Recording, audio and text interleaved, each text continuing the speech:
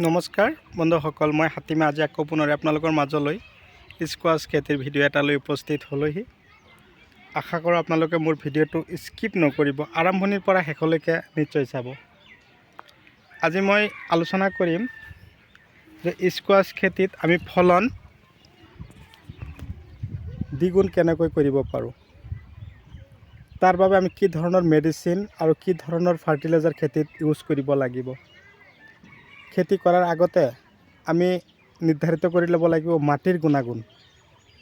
খেতি আমি য'তে ত'তে কৰিব পাৰিম, কিন্তু ভাল মাটি হ'ব লাগিব। খেতি কৰোঁতে যদি আপোনালোকে ভাল মাটি নিৰ্বাচন কৰি লৈ খেতি কৰে, তেনেহ'লে আপোনালোকৰ খেতিৰ পৰা যথেষ্ট পৰিমাণৰ টকা উপাৰ্জন কৰিব পাৰিব আৰু খেতিত যথেষ্ট পৰিমাণৰ লাগন দিব।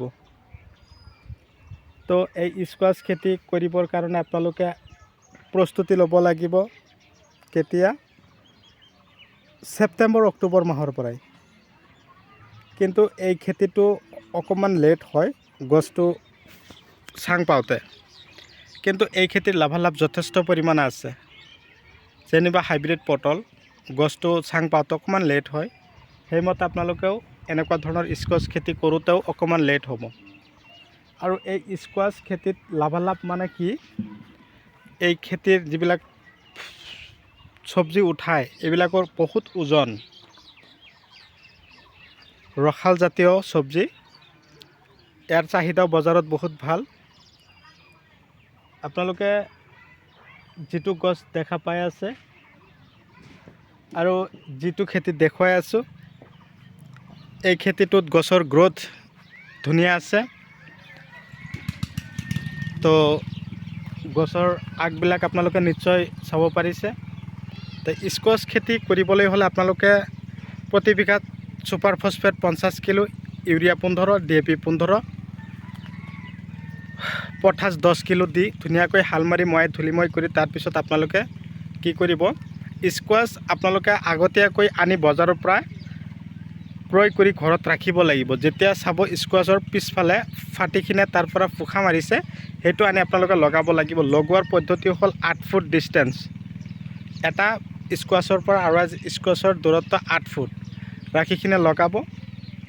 আৰু এটা গছৰ পৰা বা এটা স্কোৱাছৰ পৰা চাওক কিমান গছ ওলাইছে, এইবিলাক ধুনীয়াকৈ চাং পাইছেগৈ। এতিয়া লাগন দিব, তাৰ কাৰণে আপোনালোকৰ লাগিব ফাৰ্টিলাইজাৰ কোনবিলাক, জিভা 26 লাগিব, তাৰপিছত মাৰ্বল দিব, গোল্ড স্পেচিয়েল মাৰ্বল, তাৰপিছত গ্ৰিফিন। এই ধৰণৰ ফাৰ্টিলাইজাৰবিলাক আপোনালোকে সংঘনাই ব্যৱহাৰ কৰি যদি যায়, আপোনালোকৰ খেতিত যথেষ্ট পৰিমাণে ফলন আপোনালোকে আশা কৰিব পাৰিব। এই খেতি কৰিবলৈ হ'লে আপোনালোকৰ কি লাগিব, যিটো খেতি আপোনালোকক দেখুৱাই আছোঁ, এইটো খেতি কিন্তু বৰ্ষাকালীন খেতি। এইটো খেতিত যথেষ্ট পৰিমাণে ৰসাল মাটি লাগে, তাৰমানে বৰষুণৰ দিনত এইটো ফলন বহুত হয় গছত। সেইকাৰণে এইটো ঠাণ্ডাৰ সময়ত গছত লাগন নিদিয়ে, বৰ্ষাৰ সময় আহিলে এইটো গছত যথেষ্ট পৰিমাণে লাগন দিয়ে। ভিডিঅ' চাই কেনেকুৱা পালে আপোনালোকে কমেণ্ট কৰিবলৈ নাপাহৰিব।